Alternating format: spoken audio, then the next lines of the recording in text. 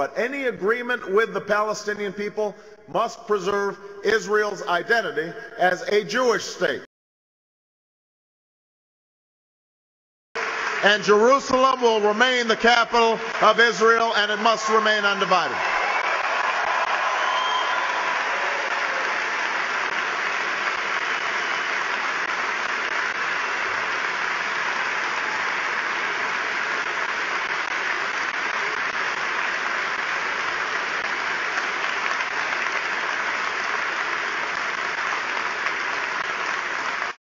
As president, I will implement a memorandum of understanding that provides $30 billion in assistance to Israel over the next decade, investments to Israel's security that will not be tied to any other nation.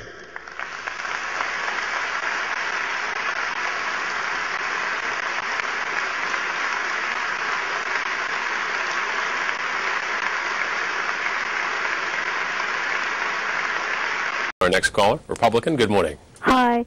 I disagree fully. I think we were conned by Obama. I wasn't. I didn't vote for him. But first of all, he has plans. His cabinet has been handpicked by AIPAC.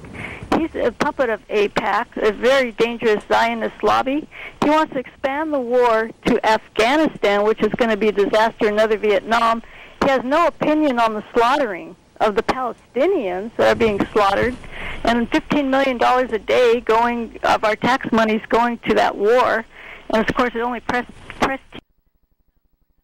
And he has no opinion on that. And look, he's setting us up for another 9/11 attack.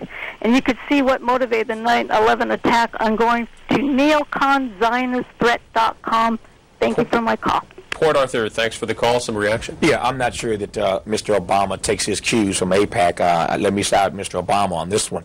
I think that he, like any other president, has the right to choose his cabinet. I've got concerns about certain people in that cabinet, but I don't think that he takes his cues from AIPAC, number one. So I disagree on that point. Here's what I do agree with. I have been concerned. You're not the only person. I'm not the only person who's raised this issue. Been concerned about Mr. Obama's relative silence on the crisis in the Middle East.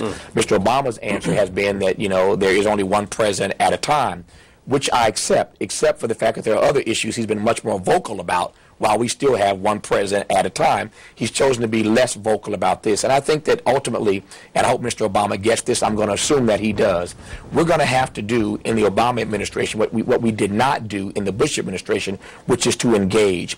We have to engage here. I've got my own thoughts and concerns about this. I think that having power means that you have to be mindful of the fact that you have power and calibrate it just right. And I think that Israel has gone a little too far in the calibration of the use of their power in this the crisis that we are witnessing as we speak right now. But ultimately, the president is going to have to engage this, and I hope that his silence does not mean, his relative silence does not mean that he is not going to engage this in an aggressive way like the Bush administration did not, if we're ever going to see this thing come to some kind of reasonable, adjudicated decision. Thanks for watching. Please subscribe and check out Tom's Representative Press channel. It's a channel you'll want to subscribe to as well. See the link in the video description.